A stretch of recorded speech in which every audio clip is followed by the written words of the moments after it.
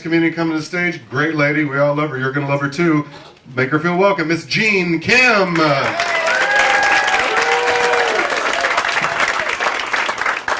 Hey, how's everyone doing tonight? Good. Good to see all of you. So my name is Jeannie. As you can clearly tell by my appearance, I'm from Brooklyn. Actually, I'm from Ohio. I just sound like this because I'm dating a Guido from Bensonhurst.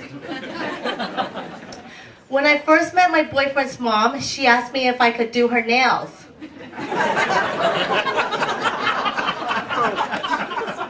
At first I was put off by this, but then I said, hey, it's my boyfriend's mom.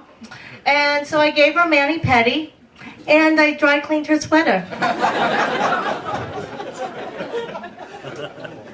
So I put on a few pounds this summer, but I'm not worried because winter's still here, and I'm one good flu away from my ideal weight.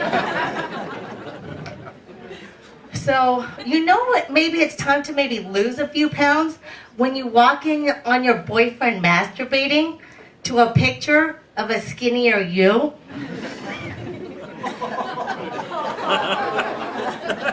Another sure indicator that maybe you could lose a couple pounds is when you offer to massage your boyfriend's aching back by walking on it, and he says, thanks, hon, but I'd rather clean the bathroom and scrub out the toilet. I just had my first colonoscopy.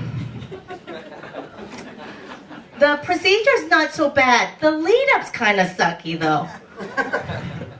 But when it was all over, I had lost 4 pounds, and the doctor said, great news, you're clean, you don't have to come back for another 5 years. And I'm like, but doc, I have a wedding next month. So I grew up in Ohio. I was one of only 4 Asians in my entire high school. So I was largely ignored.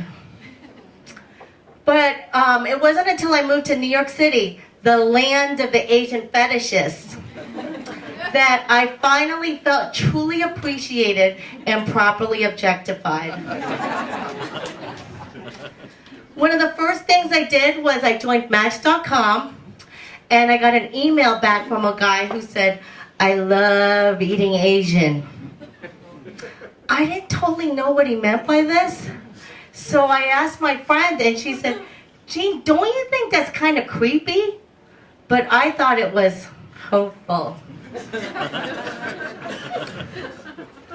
When I first moved to New York City, I was temping, living with roommates I didn't know, and my mom was worried that I didn't have enough money, so she'd call me every night and check in on me. She'd say, Jean, I so worry. Even if I have to sell my underwear, I don't want you to become hooker. I'm like, Mom, I don't think you can sell enough of your old used underwear to keep me from being sold into the sex trade. She's like, Jean, you'd be very surprised. Vintage items very popular on eBay. But Mom, your underwear is old and used. No, Jean, they are certified and pre-owned. So it's kind of strange being Korean here in America. Like, for instance, when you think of England, you think of the Big Ben, the Queen, Buckingham Palace, James Bond, Shakespeare. And when you think of Korea, you think of Taekwondo. That's it. But there's so much more to us. Like, we're quiet neighbors. We cook with tons of garlic. See? So my Italian boyfriend and his friends like to call each other by these ballbuster nicknames. Like his cousin's Vinny the Chin, because he's got a big chin. His friend is Petey Hook, because he's got a hooked nose. And Mikey the Mouth, because he can't keep his mouth shut. We Koreans, we don't use nicknames. Although I do make an exception when he pisses me off. I call him Tony the A-hole. Yeah. So,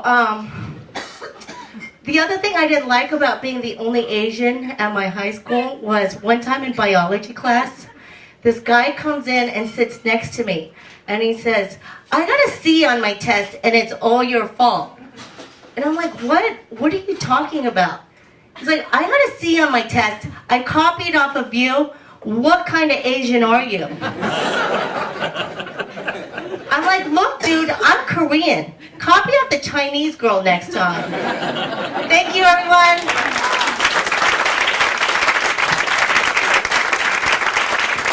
Give it over Gene 10. Let Gene hear it.